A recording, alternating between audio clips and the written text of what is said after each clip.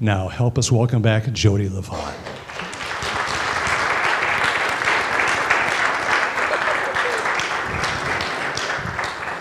Sometimes I cough, so I thought I'll be smart and bring some tea. Then I won't cough. Let's see. Is this like a holy thing? If I put something there? I don't know. Hi. So good to be back here. I just love the vibration in this room. This is always the best, and you guys make it up, and all the people that were here before that love this space as well. So I'm the happy medium. I wrote that introduction, but I'm like listening to how it sounded, and it's long. It's good. He said what I asked him to say, but it's long, but it's good. So good morning. It's kind of a there's like a haze. Do you feel it? There's like a little bit of a haze. So I don't know what's going on with the moon, the stars, and the sun, because I haven't checked it in a couple of days. But I think what's happening is, just like when there's a haze with the sun and then it burns off and then there's all this energy, by the next 5 minutes it'll start to burn off and we're going to all feel even more energy, which I loved. That's always fun for me to be a part of and to help spark. So I'm here today to talk about, well, always intuition, because I can weave that into anything that I do. But they wanted me to talk about revealing purpose, which is one of my favorite subjects, because when people come to me, they say, what's my purpose? By the way, I'm not going to always be standing here. I'll be moving around. But I don't have earrings this time that will ruin the sound, right? You guys can hear. I didn't even wear jingly bracelets, which I usually do. The gypsy in me coming out. One of the reasons I love the whole concept of revealing purpose is because we all feel like we are here to do something great, and we are. But what's kind of confusing for people is it's not that we have to check a box. Whatever we feel is fulfilling is why we're here. It's not this tricky thing like I'm supposed to, I'd love to help find a cure for cancer, but that's not my groove. But if that felt right to me and that was the brain that I had, then that would be what I would be doing.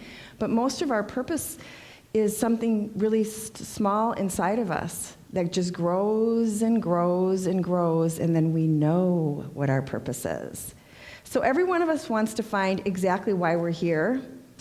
This is the place that you can find that is that silent place within you. That knowing, silent, ever-growing place within you.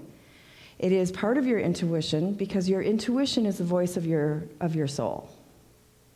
So when you're quiet, you can start to hear what those things are. So it's about connecting within. So let's do a little, I love doing these. If you don't want to do it, you don't have to, but these are really fun to do. Let's do a little exercise, the kind that doesn't make you sweat. Close your eyes, take 3 deep inhales and exhales through your nose. Notice how your stomach rises and falls with each inhale and exhale. Uncross your legs and imagine a bold, bright white light engulfing you in its glow. Inhale the brightest of lights. Exhale and feel the connection you have with the core of the earth. See the soles of your feet connecting with the soul and the center of the earth.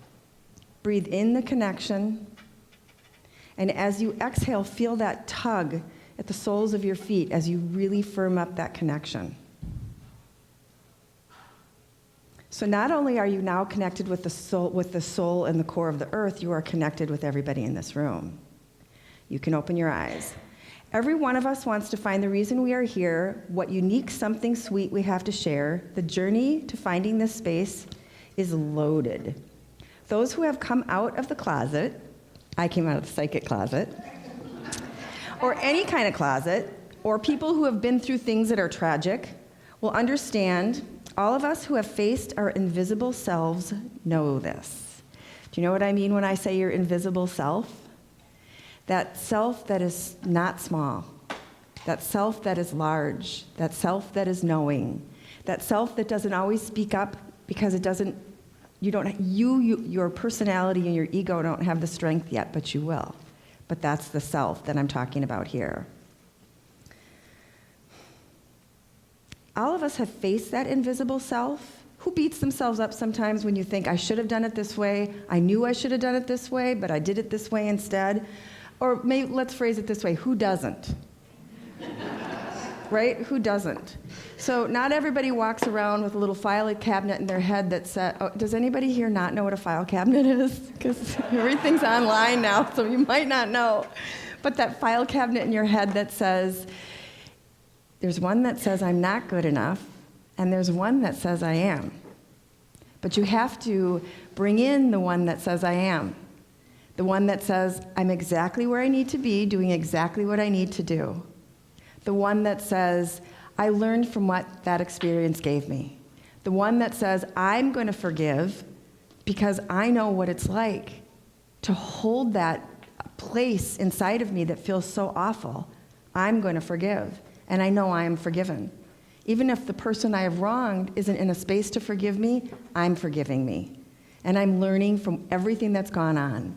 And then that little thing inside of you that says, I am all right. I'm doing just fine. Everything is working out for me. I am perfectly safe. If the other shoe drops, I will run barefoot. I am exactly where I need to be, doing exactly what I need to do. This is the filing cabinet that I have in my mind that I need to get going daily. I have to do that because there is that voice that says, you're too fat, you're too short, you're too tall, you're too frizzy, like really. And it's an old voice, but we can calm it. And when we do that, that invisible self comes forward. But you have to learn how to calm it. And it's a really big deal, and it's really no big deal. It's just choosing a different way of saying it. So I like to picture that little voice in the back of my head as this kind of crotchety old lady who clearly did not get enough water in her young age because she looks prunish. But the more I have compassion for that self, and the more I turn my attention in a different direction, I know what my purpose is every day. Because I don't think knowing your purpose is always just globally. I think it's knowing in every moment what your purpose is. You could be walking into a doctor's office for whatever reason, and there's somebody there that's clearly afraid, and it's a child, and you can't go sit next to it and take it in your arms because you'd probably be arrested, but you could think a positive thought to the child and smile at the parent or whoever's taking care of the child. To me, that's part of my purpose. I like to do that. That feels really good to me. To let a spirit know, I hear you, I see you, I get it. I used to be petrified to go to the doctor. Then the doctors became petrified of me. It's true. It's true. So when you think about how you might disappear in the face of conflict, this is your small self. When you think about how you rise up in the face of conflict, this is your large self. So there are all these selves inside of us. And we just have to pick the one that we're the most comfortable being, because we all have different parts of us. And you pick the one that feels good to you. You take the side of the one that's bright and that makes you feel good and makes you feel validated and makes you feel heard.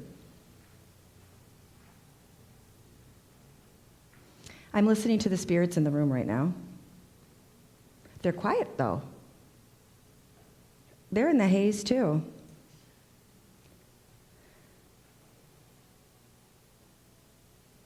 So when you go forward and you think about what you want to do with the purpose that you have, when you think about it, and if you think about it instead of on that global level, if you think about it in that small space about where you want to be in every given moment, what your purpose is in every given moment, you won't be thinking anymore about what the big picture is anymore, because you will be so present in the moment that you are.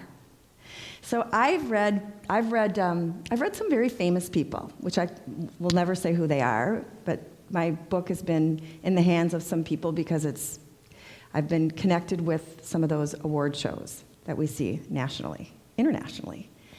And when I read them, and they are doing things, the ones that I've read are doing so much to brighten this planet, so much. wonderful, beautiful work that when you watch them in the films, you get energized, you know? They go through exactly what we go through. Am I doing enough? Am I present enough? Am I where I'm supposed to be? And I can tell you, as I've told them, you are. And I'm saying this a couple times because people don't hear it. Because they really think they're here on this planet to get rid of some bad karma and to do some huge things. But you didn't come here, there's no punishments.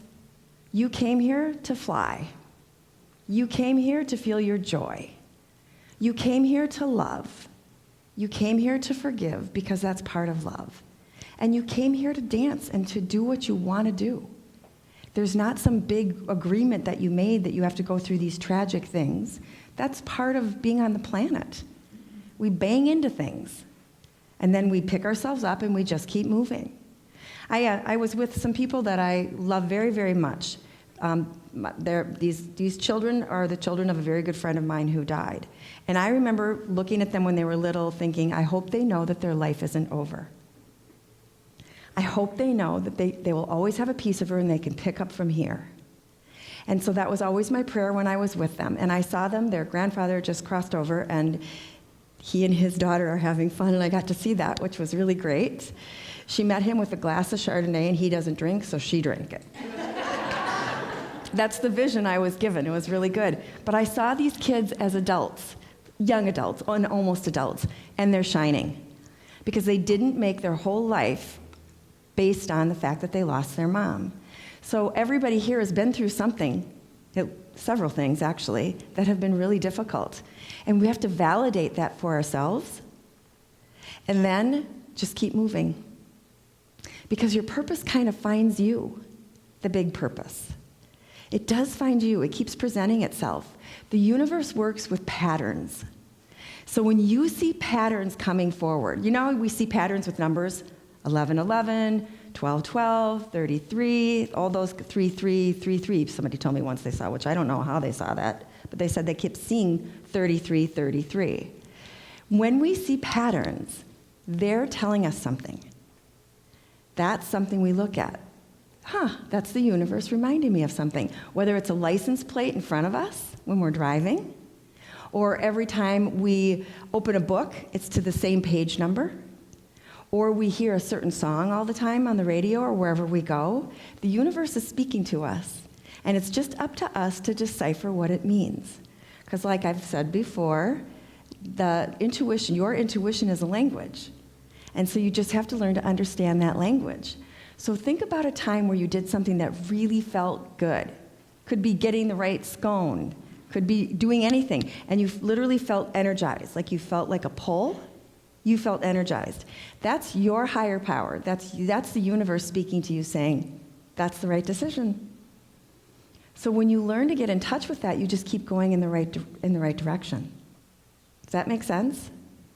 And people think, like, people always ask me, so do you, like, when you use your intuition, what is it like, this big screen? Because I always say it's a screen in my head. Is it like a living color? And I'm like, it's in dead color.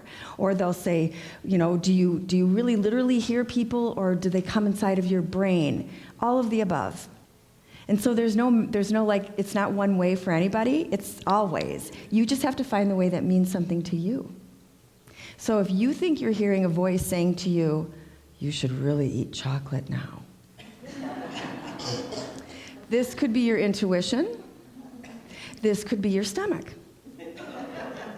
But does it feel right to go eat chocolate?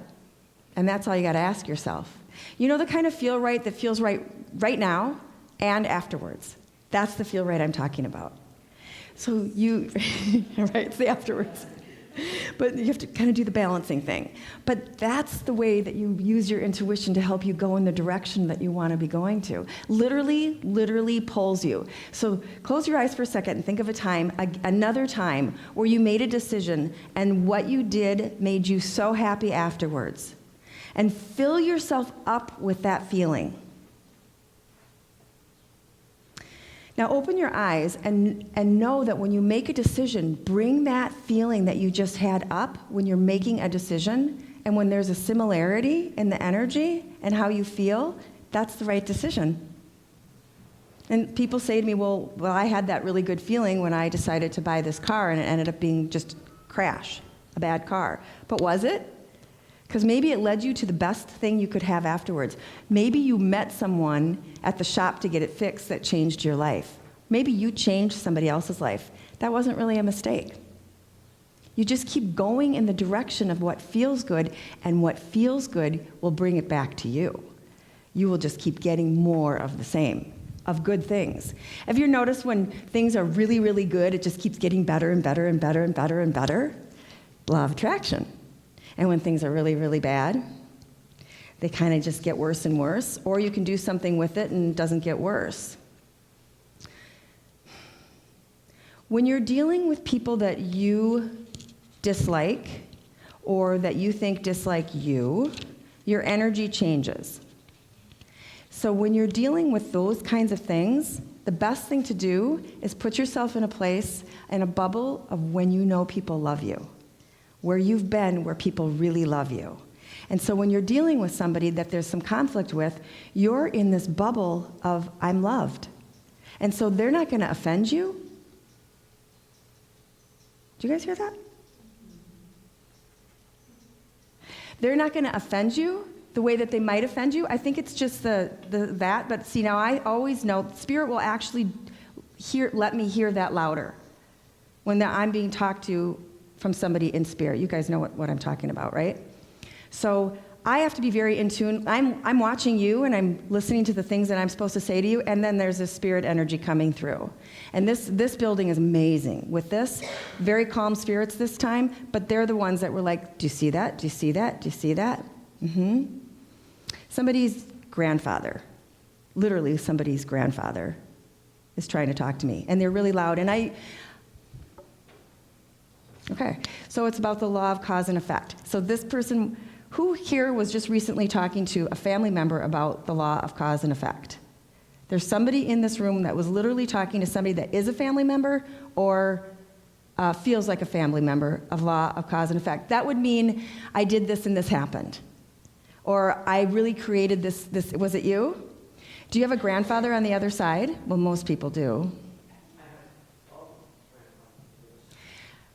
Did one of them chew? Like, did one of them either have a problem with their teeth or chew, like they're showing me something with his mouth?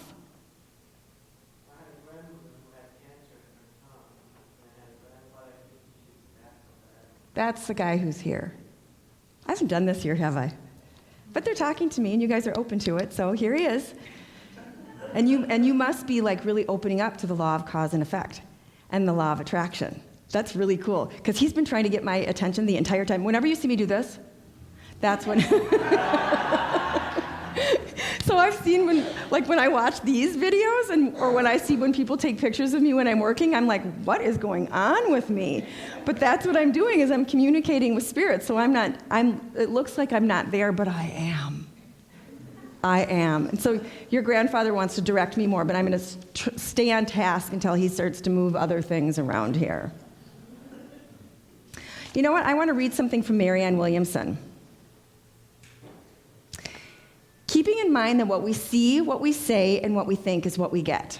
Literally. What we see, what we say, and what we think is what we get. And that's why we have to be careful of that narrator or the little prune lady inside of your head. You have to be careful with that, because you want to make sure that you're thinking, and I don't mean pure of thoughts like you can't think the person in front of you that just slammed on their brakes and caused you to kind of lurch forward. You don't have to say they're an angel. And you can even swear, but then you just afterwards just let it go, because maybe something happened for them, they needed to do that, who knows, and nobody was hurt, so you just keep moving. And then you bring yourself back to something positive, because what you're looking at, what you're thinking about, and what you're speaking about is literally what keeps coming back to you. So, I'm going to read this without my glasses. Let me have new energy. Let me have a new sense of purpose. Let me know that I am on this earth to serve. Let me not feel guilty about the expression of my power. Let me no longer play small, regardless of other people's reactions to me when I play big. Marianne Williamson. So usually that little narrator inside of us that's talking, the prune lady, is the one that's saying you shouldn't play big. But it is when you get in touch with that source inside of you that you learn how to play big, because we're here to play big. We're here to feel big, and we're here to play big. Grandpa's still talking to me. When we get really quiet inside, who we are is revealed through patterns. Again, what are those patterns? So pay attention. These are the 3 things that I'm saying to help you deliver to you your purpose. Pay attention to how you feel. Pay attention to what you're thinking, what you're looking at, and what you're seeing. And then watch the patterns that come forward for you. Does anybody have an example of what I'm talking about working for them? I have one. Oh, go ahead. So I've been seeing the 911 lot, and I was just a ridiculous amount, and I wasn't gonna. This will get on video. I just did a little Google searching, and I don't know what it means, but this morning, just again, so I thought I'd mention it, because this morning I wasn't gonna come, I had a bunch of rationalizations, and so I just, I don't think I'm gonna go, but I glanced at the clock, and of course I don't need to tell you what time it was, and so here I am. It's just happening over and over again.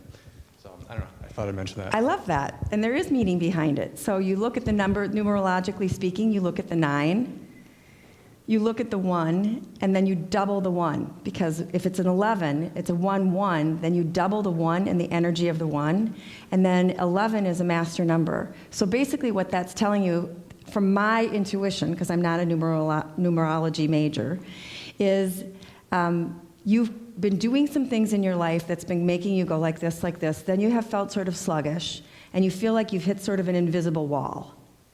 But you're breaking through that wall, and it's going to feel like an emergency, but it's not. Does that make sense to you? Because when we first hear 911, we think emergency for a lot of reasons, right? But I'm not getting that energy around you at all.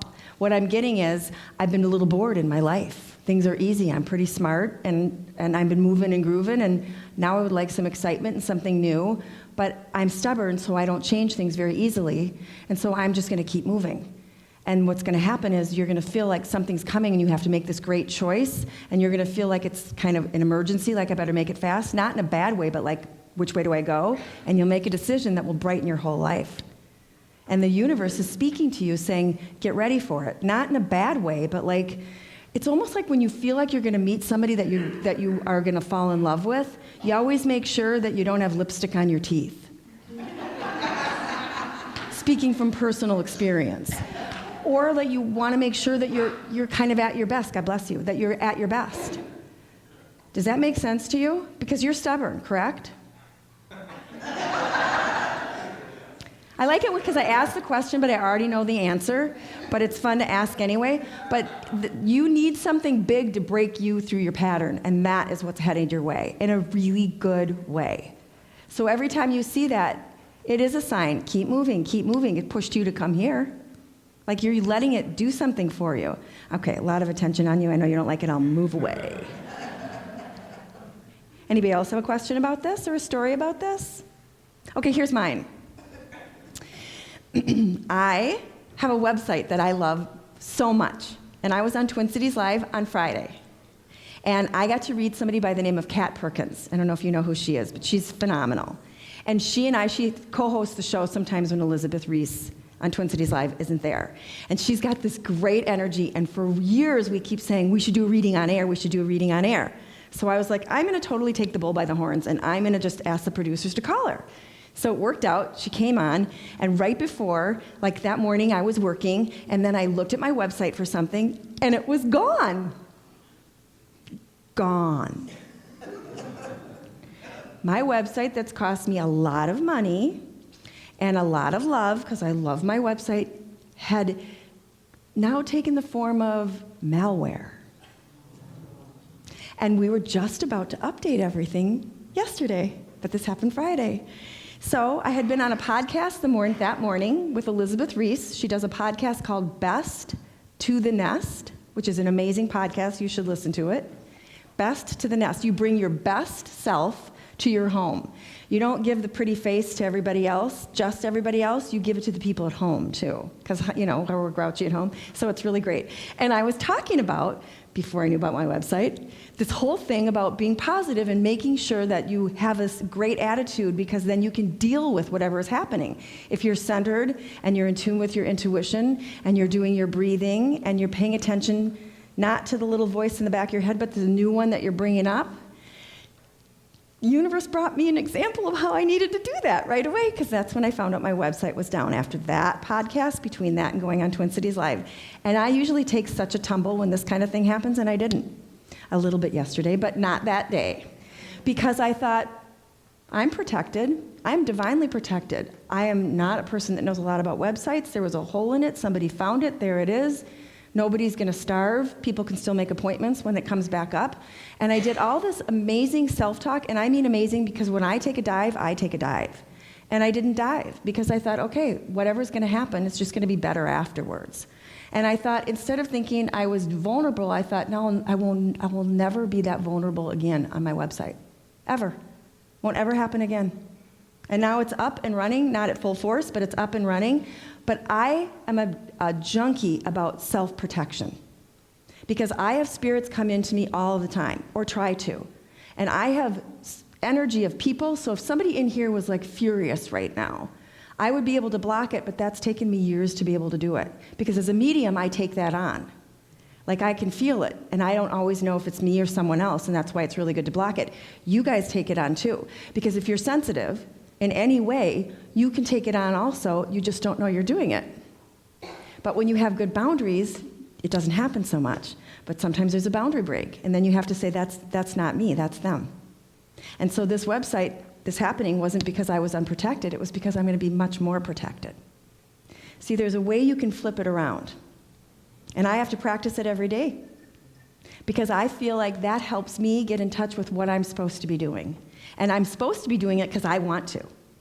Not because someone thinks I should, but because I want to, because it makes me feel good. Anybody else have a question about this or a story? Keeping in mind I might read you. Go ahead. I'm happy to be here today, but for some reason, since maybe at the beginning of the year, I keep seeing the number 59 when I'm driving, and I let off, and I was born in 1959, and when I let off the gas, it's still doing it. It keeps going to 59, and I see it in other things. And So not just your car. You no, see it in other places. other things. So seriously, I can't get those numbers out. Why they keep coming to me 59, 59, 59 for about the last half a year, and I'm just baffled. Well, part of it is that, again, this is my intuition tells me behind these numbers is you are thinking a lot. If you could just uncross your legs just while I'm talking to you, because it keeps you open, and then I can talk to your guides more easily, okay? When you are looking at your age, you are looking at other people aging who you love, because we're all aging, right? And you're thinking about your own mortality right now in a way that you haven't as much before, and you're thinking about that you feel young and that you want to keep doing things and being places and going places and having fun, but this old message keeps playing in your head about it, and the 59 is coming up so you can understand it's just a number. The other thing is you got to add the 9 and the 5, right? And then you add those two, that number together to create one number, and that's the number that you should be looking at. So what is that, 14? Yes. So it's a 5. So then you look up on the internet, because I love doing this, and you look where it feels good to you, what's a 5? So I know something about the 5 is it's about numbers in some ways, and it's about organizing, and it's about keeping things organized. So you're supposed to be keeping things organized, and you're supposed to be not paying attention to the cartoons in your life that say you have to be doing something some way, and you just keep moving forward. Have you noticed that you've been kind of looking at your life and saying, okay, how old I am, this is what's going on for me, here's what's going on with the people I love?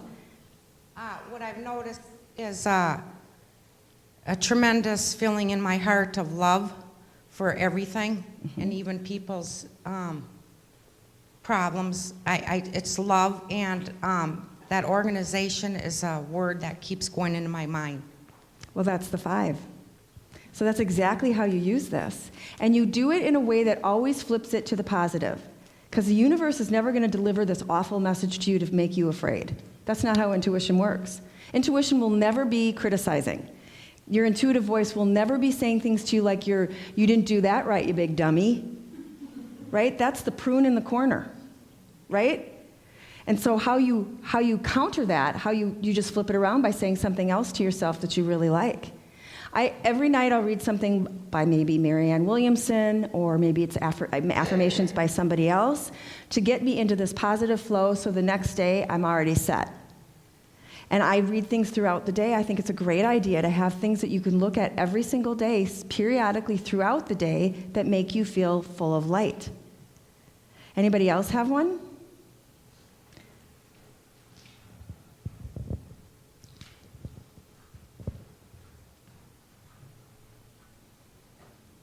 The little me didn't really want to raise my hand. Okay. So a pattern I'm noticing, well, I'll just say I'm heaven bent on healing with male energy, to open up to positive male energy. And so I was at an event last night, and it really pointed out a pattern that I wasn't expecting to have to experience. But it's about male energy shutting down my voice. And so I just got to thinking about that this morning, about this is a pattern. I'm so tired of this pattern. And trying to do all the energy work to shift so that I'm in different energy that is empowering. Okay, so you want my feedback on this, correct? So it's awesome that you are looking at the fact that you are opening up to male, at the positive force of male energy, because you are both female and male. You are both the yin and the yang. We don't have to say female and male. There's many sides to us. And the part of you that you've been told is aggressive, the part of you that you've been criticized for kind of moving forward and being really assertive, is feeling shut down. And that's the energy you want to open to, is inside of you. That energy that says, I can do this. I can be bold. It is all right for me to be bold. It is all right for me to go faster than the people in front of me. It's all right. It's all good. And when you know that it's something inside of you versus something outside of you, you're healed. And then what you'll see is well, there's a room full of beautiful energy in here. You'll be even more open to it coming your way. But it's something within you. And you might have been shut down, which clearly you have been, by some males in your life, but they're not here right this minute.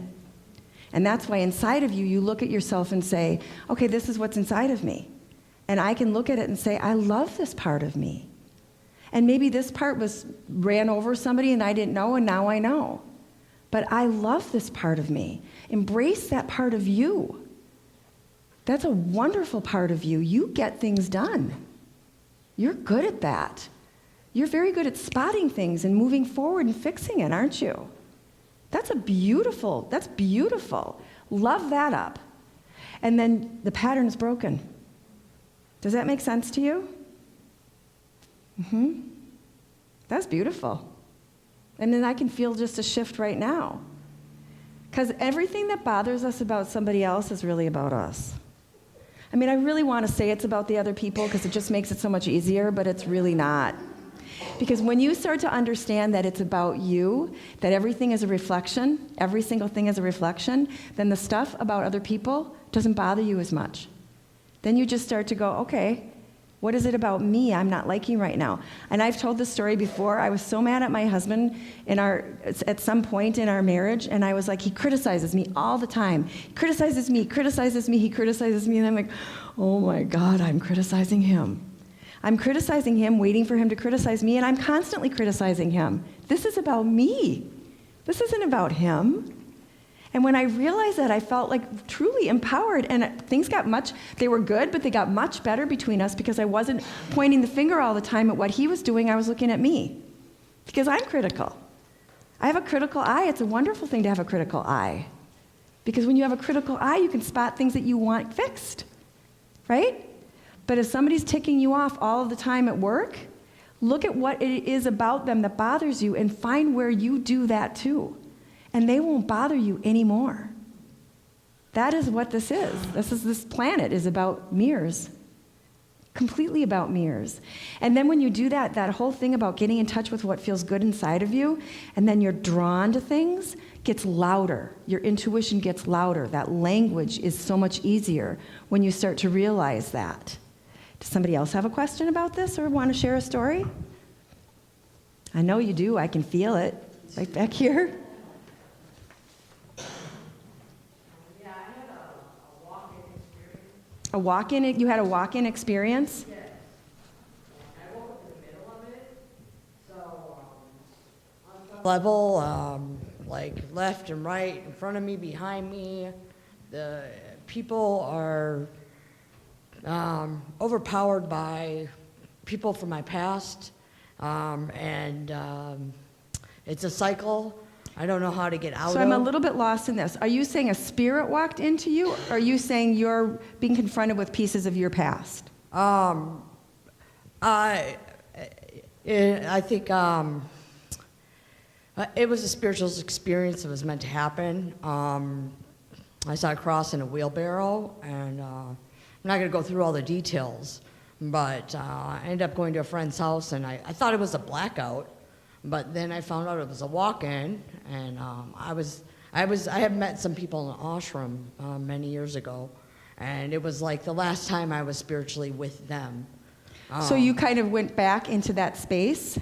Because when I, as a medium, when I hear that somebody's walked in, that means a spirit you're not welcoming. That means somebody's coming, walking into you and putting your spirit on the side and then working with your body. So when I load into your energy, what I'm feeling about you is that you have had a lot of different experiences and some that haven't been so great, and I can see them. But I also feel like you like to keep the good stuff, like things mean something to you. But you don't always know how to squeeze out the good stuff and get rid of the other stuff. And so there's a lot of energy around you of other things that have happened to you that you haven't let go because you want the good stuff.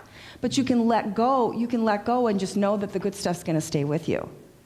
Does that make sense to you?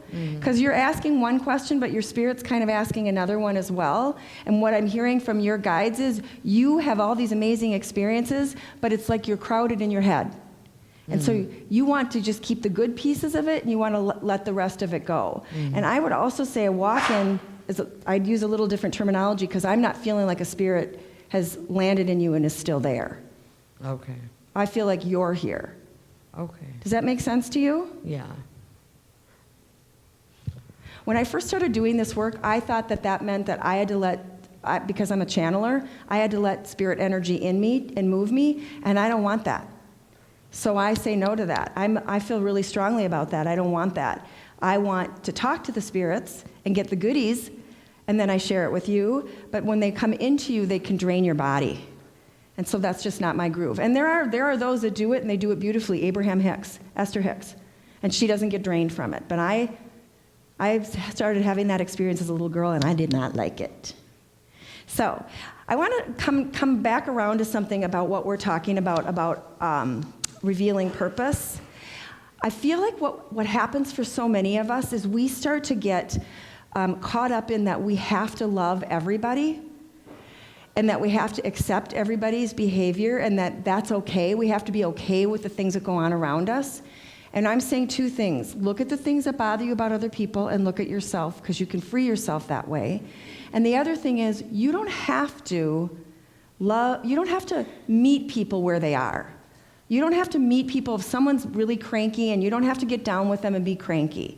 You don't have to. But if you want to find peace, you love them where they are. So you don't have to meet people where they are, but to find any kind of peace, you love people where they are. You might not like what they're doing, but you know they're on their own journey and you just love them and you just keep moving. And it's really freeing. Because when you can get away from sort of judging other people, again, you can start to be more in tune with that belly part of you that says, I'm going to go in this direction. I want to do this. Has anybody ever met somebody that took a complete left turn with their career? I've known physicians, people who studied for years and completely went a different direction. And it felt right to them, and lo and behold, 25 years later, what they're doing in the job that they have, they need both. And it's amazing. So if you're feeling like you want to take a turn and do something different in your life, I mean, always look around you to see if it's just a moment of this thought or you're thinking, I want to kind of change careers. If it loads you up, if you feel really energized by it, do it. You don't have to quit what you're currently doing, but do it. Go in the direction of what you love. I have a lot of clients that are attorneys, and what's really fun is they're artists. A lot of them are artists. And you wouldn't think that that would work that way, but they started going in the direction that they wanted to go because that is part of their purpose. Any questions? I don't know where we are with time. 5 minutes. So every single day when you get up, say to yourself, I know I'm going to be going in the direction that I'm supposed to be going because I'm going to go with my insights. I'm going to lead with my gut. I'm just going to go with my insights. And you watch to see what kind of day you have. And then every time something happens that turns you and you're not in such a great mood, pull out a phrase that makes you feel good. Like I've said, I'm exactly where I'm supposed to be, doing exactly what I'm supposed to do. I know that the universe has my back. I'm open to my insights. This is where I want to be. And it changes you. And don't think that you're wrong where you are. You're exactly where you're supposed to be. And if you love doing something, then that's where you're supposed to go. You know, I think that intuition is one of the best resources we have, and everybody has it. Every single person has it. Again, it's that still voice inside of you that knows, that knowing sense, that you just keep following, and it will lead you somewhere amazing. You just have to know how to get there. People ask me questions about how to do it all the time. I write books about it because I think it's empowering to write and have other people be able to use it in the privacy of their own home or in their own mind or in their car. I love to read in my car, not while I'm driving, but I love to read in my car because it sets the stage for my life, and it will set the stage for your life if you read things and sing things and see things that make you feel good. Then you don't have to worry if you're in the wrong space. You're in the right space. You won't be wondering if you are meeting your purpose. You are. Your soul came here with you, because you are your soul, to shine. You're here to enjoy your life. You're here to go through the things that you're going through and just keep moving through it. There's not one single thing that you've done that you're not supposed to do. But there are things that you can do that will be more empowering. And when you get in line with your intuition, it'll help you get there. And then your soul purpose, or your purpose in general, will be crystal clear. And it might be to eat chocolate. It might be to do whatever you want to do. So, any last question? I can hear them. You aren't asking. Hi. My question is, how do you use intuition in the midst of conflict? It's a great question. So you listen to yourself breathe for a minute, because you're breathing anyway. So it's not like you have to take a time out, everyone. I'm going to breathe now. You just listen to yourself breathe, and that centers you, and it makes you more available to the language of your intuition. It opens you up to your intuition, and you feel and you understand that you're not going to do something out of fear, and you get to feel that there's fear and there's love. Those are the only two emotions, feelings. You put yourself into a place of love by remembering choices that you've made and places that you've been where you have felt loved, and which direction you're supposed to be handling that conflict becomes more clear. So if you've ever seen somebody go through, God forbid, an accident or something, and you want to keep driving and you're in the midst of it, and you think, how would I feel if somebody wasn't a witness? I'm going to be a witness. I'll pull over. I'll be 5 minutes late for work, and I'll pull over and I'll do that. Or if there's a health thing going on, you listen to yourself breathe, you remember how loved you are, and what you're supposed to do becomes louder and louder. It's just more obvious. Imagine a string pulling you. You go in the direction of the string pulling you. And I've been in these situations, and I've worked with people in these situations. You go in the direction of what feels right to you, you'll make the decision that you need to be making. Does that help you? The breathing thing is big. Who holds their breath? Do you ever notice that you do that like that? So when you start to breathe, there used to be a movie called Waiting to Exhale, and I love the title of the movie. I liked the movie a lot as well, but I love the title of the movie because we forget to exhale. So the best thing to do is to remember to exhale. and then just to listen to yourself breathe.